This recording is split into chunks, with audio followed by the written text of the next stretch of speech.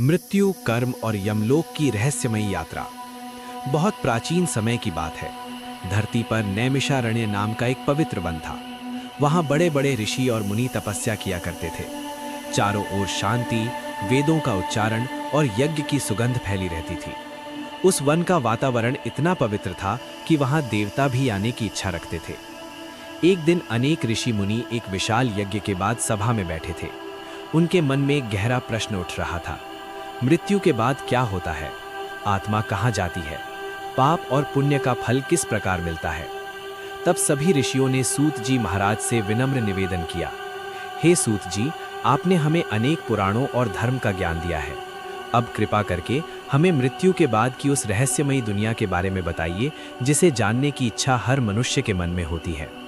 सूत जी ने कुछ क्षण आंखें बंद की और बोले, हे मुनियों, ये अत्यंत गुप्त ज्ञान है। इसे स्वयं भगवान विष्णु ने अपने प्रिय वाहन गरुड़ जी को सुनाया था। आज मैं वही दिव्य कथा आपको सुनाता हूँ। इतना कहते ही सभी ऋषि शांत होकर ध्यान पूर्वक बैठ गए। वैकुंठ लोक का दिव्य दृश्य। वैकुंठ लोक में भगवान विष्णु शेषनाग पर विराजमान थे। उनके शरीर से करोड़ों सूर्यों के समान तेज निकल रहा था। माता लक्ष्मी उनके चरण दबा रही थीं। चारों ओर देवता उनकी स्तुति कर रहे थे। उसी समय गरुड़ जी वहां पहुंचे। उनके मन में संसार और मृत्यु को लेकर अनेक प्रश्न चल रहे थे। वे भगवान के चरणों में झुक गए और बोले, हे प्रभु, आपने मुझे भक्ति, धर्म और मोक्ष का ज्ञान दिया है, लेकिन मैं ये जानना चाहता हूँ कि मृत्यु के बाद मनुष्य की क्या दशा होती है। पापी मनुष्य किस प्रकार यमलोक पहुँचते हैं? नरक की यातनाएं कैसी होती हैं? भगवान विष्णु मुस्कुराए, लेकिन उनका चेहरा गंभीर हो गया। वे बोले, हे गरुड़, ये ज्ञान सुनकर मनुष्य के भीतर भय उत्पन्न होता है, लेकिन यही भय उसे पापों से दूर भी करता है। इसलिए ध्यानपूर्वक सुनो। कर्म ही मनुष्य का भाग्य बनाते हैं। भगवान विष्णु बोले, मनुष्य जैसा कर्म करता है वैसा ही फल उसे अवश्य मिलता है। इस संसार में कोई भी कर्म छिपा नहीं रहता। हर अच्छे और बुरे कर्म का लेखा चित्रगुप्त के पास होता है। जो व्यक्ति सत्य बोलता है, गरीबों की सहायता करता है, माता पिता का सम्मान करता है और भगवान का स्मरण करता है, उसे मृत्यु के बाद दिव्य सुख प्राप्त होता है। लेकिन जो मनुष्य अहंकार, झूठ, हिंसा, चोरी और अधर्म में जीवन बिताता है, उसे मृत्यु के बाद भयानक कष्ट सहने पड़ते हैं। गरुड़ जी ध्यानपूर्वक सब सुन रहे थे। पापी मनुष्य की मृत्यु।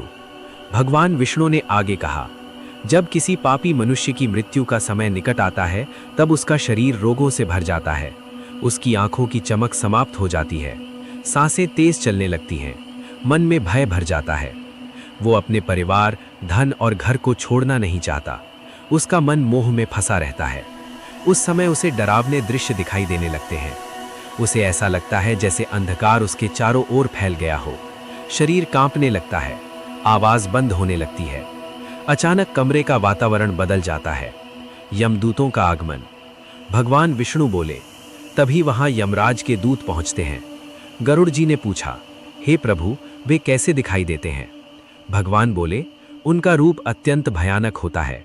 उनकी आंखें आग के समान लाल होती हैं, बाल बिखरे हुए होते हैं, हाथों में लोहे के हथियार और फंदे होते हैं। उन्हें देखकर बड़े बड़े पापी भय से कांप उठते हैं। जब यमदूत पापी मनुष्य के पास आते हैं, तब वो चिल्लाने लगता है, मुझे बचाओ, मुझे मत ले जाओ। लेकिन उस समय कोई उसकी सहायता नहीं कर सकता। परिवार वाले उसके पास रोते रहते हैं, लेकिन उनकी आवाज आत्मा तक नहीं पहुंचती। तब यमदूत उसकी आत्मा को शरीर से बाहर खींच लेते हैं।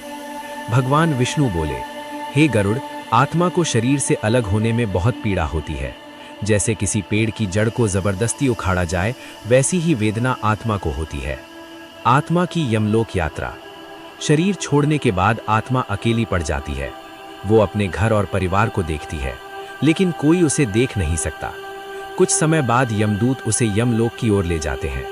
भगवान विष्णु ने बताया, हे गरुड़, यमलोक का मार्ग अत्यंत कठिन है।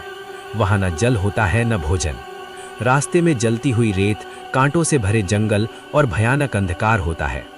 पापी आत्माएं भूख और प्यास से तड़पती रहती हैं। कई स्थानों पर आग बरसती है। कहीं जहरीले सांप और भयानक पशु आत्माओं को डराते हैं। जो मनुष्य दूसरों को दुख देते थे, उन्हें उसी प्रकार का दुख सहना पड़ता है। वैतरणी नदी का भय। भगवान विष्णु बोले, यमलोक के मार्ग में वैतरणी नाम की भयानक नदी आती है। उस नदी का जल खून, कीचड़ और गंदगी से भरा होता है। उसमें भयानक जीव रहते हैं। पापी आत्माएं उस नदी को पार नहीं कर पाती और बहुत कष्ट झेलती हैं। लेकिन जिन्होंने जीवन में गोदान और पुण्य किया होता है, उन्हें ये नदी आसानी से पार हो जाती है। गरुड़ जी ये सब सुनकर दुखी हो गए। चित्रगुप्त का न्याय। आगे चलकर आत्मा को धर्मराज की सभा में लाया जाता है। वहां चित्रगुप्त उसके सभी कर्मों का लेखा पढ़ते हैं। एक एक पाप और पुण्य सामने आ जाता है। जो व्यक्ति दूसरों की सहायता करता था, सत्य बोलता था और धर्म का पालन करता था, उसे सम्मान मिलता है। लेकिन जो मनुष्य पाप करता था, उसे नरक में भेज दिया जाता है।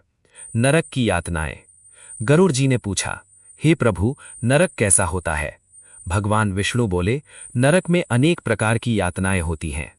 जो झूठ बोलते हैं, उन्हें गर्म लोहे से दंड दिया जाता है। जो दूसरों को धोखा देते हैं, उन्हें अंधकारमय कुओं में फेंक दिया जाता है।